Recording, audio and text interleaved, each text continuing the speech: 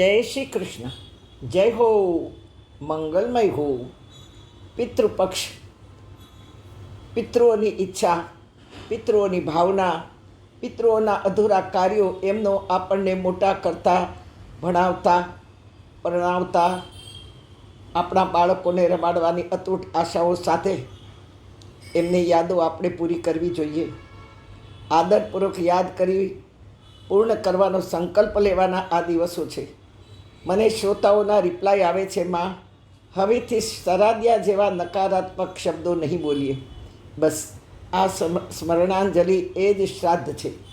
આપણી પાસે વાણી એક જ એવું શસ્ત્ર છે જે શાસ્ત્ર કંઠસ્થ કરી શકે છે, જે વાણી પ્રભુ સુધી પહોંચાડી શકે છે. એ જ વાણી કામ પણ કઢાવી શકે છે, તો એ કામ બગાડી પણ શકે છે. સંબંધો બાંધી શકે છે અને સંબંધો તોડી પણ શકે છે. વાણીમાં જાદુ છે. અમારે ત્યાં શિવજી સાથે રહીને નંદી મહારાજ એટલું બધું આત્મજ્ઞાન પામી ગયા કે એમણે પુરાણ લખ્યું, નંદી પુરાણ. વિષ્ણુ ભગવાનની સાથે રહી ગરુડ મહારાજ પણ એટલા ટ્રેન થઈ ગયા વિષ્ણુ ભગવાનના વિચારોથી, શબ્દોથી, વાણીથી, પ્યારથી, કૃપાથી એટલા બધા પ્રભાવિત થઈ ગયા કે એમણે ગરુડ પુરાણ લખ્યું. પિતૃઓને સદગતિ દીધી.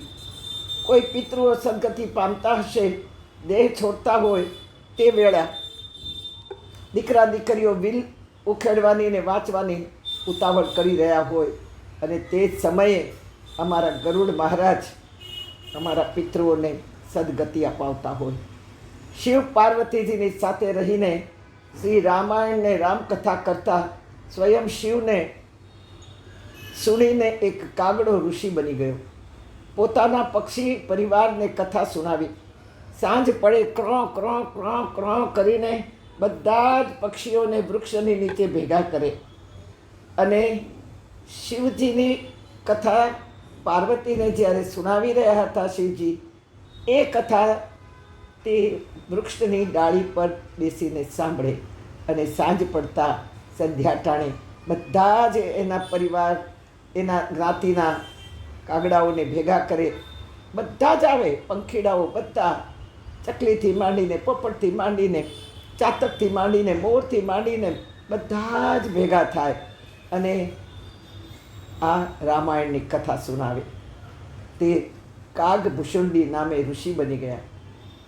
આવું બધું જાણવાનું બાજુ પર મૂકી શ્રાદ્ધમાં કાગડાઓને ખીર ખવડાવી એ કેટલાક લોકોને હાસ્યાસ્પદ લાગે છે અને કહેતા સાંભળ્યા છે કે લોકોને, એમાં યુવાનોને ખાસ, કારણ કે તેઓએ કદી વડીલોને પૂછ્યું જ નથી કે શ્રાદ્ધમાં જ કાગડાઓને બોલાવીને ખીર કેમ ખવડાવવામાં આવે છે.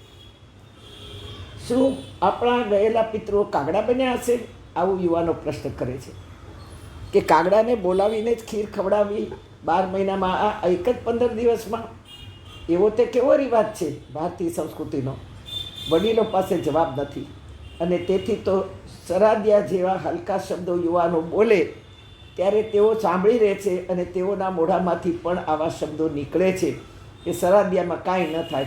હા, સરાદ્યામાં કાંઈ ન થાય એ પછીની વાત છે, પણ શ્રાદ્ધના જે 15 દિવસો, 16 દિવસો ગણપતિ મહારાજે પોતાનામાંથી કાઢીને આપ્યા છે, સમર્પણ કર્યા છે, પિતૃ સમર્પણ કર્યા છે, તો તેવા દિવસોમાં સાંસારિક કાર્ય ન થાય. કારણ કે સાંસારિક કાર્ય કરવા માટે 11 મહિના, 11.5 મહિના તો છે આપણી પાસે. પછી આ મહિનામાં આપણે પિતૃઓને યાદ નહીં કરીએ તો બીજો તો કોઈ પણ માસ નથી યાદ કરવા જેવો. તેથી ખીર ખવડાવવાનો નિયમ શું છે તે સુનો. ભાદરવા માસમાં કાગડી વિયાણ, ઈંડા મૂકે, ઉડી ન શકે, ભૂખી રહે, સ્ત્રીનું દર્દ જાણે. આપણા પિતૃઓ, બા, દાદી, સાસુમાં પંખીને ચણ, ગાયને જન, ગાયને ચારો, કીડીઓને ઘરમાંથી કાઢી પણ વડલા પીપળાના થડે સાકર લોટની ગોળી કરી અને ખવડાવી આપતા. તમામ જીવસૃષ્ટિનો પ્રતિનિધિ માનવ છે. તેથી માનવના માથે બહુ જ મોટી જવાબદારી છે આ બધા જીવ જંતુઓને જીવાડવાની. માટે કન્ફ્યુઝન છોડી જીવદયા કરી વડીલો સાથે વિતાવેલી ક્ષણોને યાદ કરીએ શ્રદ્ધાથી શ્રાદ્ધ કરીએ. સત્સંગ, સેવા અને સ્મરણ એ સાચી શ્રદ્ધાંજલિથી કરેલું શ્રાદ્ધ છે.